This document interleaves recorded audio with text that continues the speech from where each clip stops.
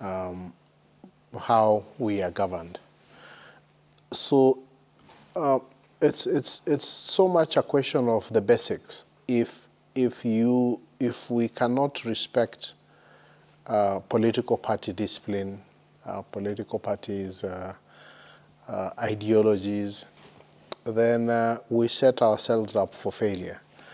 So therefore, whereas it might not look like it's an entirely big thing, we understand that political parties are, first of all, a vehicle for expression of political opinions and for advancement of certain political ideologies.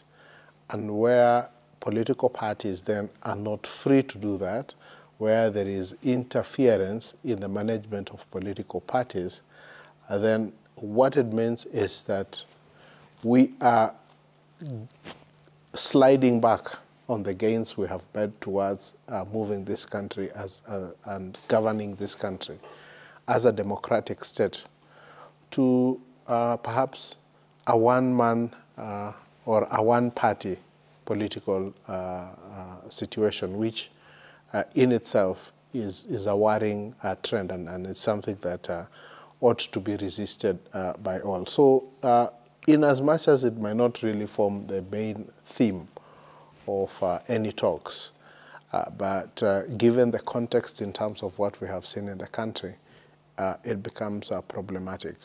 Let me just add something to what Sheikh here has said.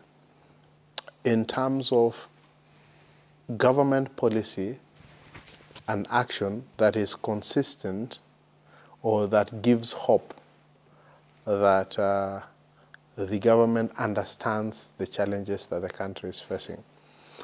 I was just thinking about this. You remember when we started off with the Hustler Fund, which was supposed to be, you know, an initiative that was to enable Mama Mboga, you know, get quick loans, access to loans, be able to purchase and sell and do what.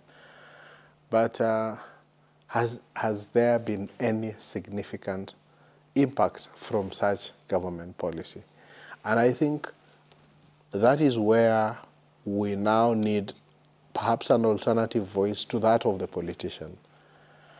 The voice of maybe civil society, religious organizations, and other professional organizations that can begin to ask the difficult questions.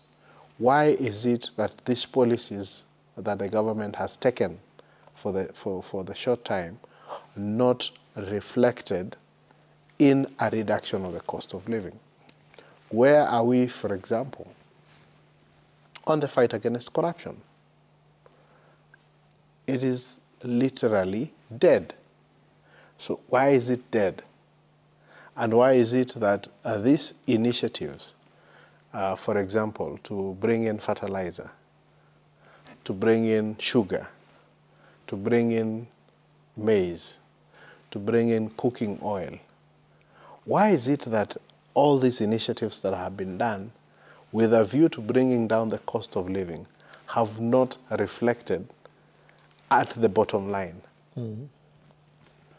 When you look at all that, you are tempted to believe, and when you listen to the players in those sectors, that the cost of corruption in those initiatives is what has resulted to lack of no benefit to the common man. And I think that is why you need other people, other than politicians, to come in and ask those questions on behalf of the Kenyan people. Because my suspicion would be that if you allow the politicians only to engage in this conversation, then their conversation would be, we know what you are doing. How can we also get our share of what you guys are eating? But what we need is someone who comes in and brings a discussion and says, yes, on government policy, can we have this being done? Can we have this being done? This being done? That then will result in tangible benefits to the common mwananchi. Okay. Because unless that is done, yeah, we are just going to have, what a circus, or like a circus. what we famously used to call, musical chairs. Okay. We're running out of time here, but Diana, I'd like to hear from all of you your recommendations to the dialogue team. What do you recommend? You had already said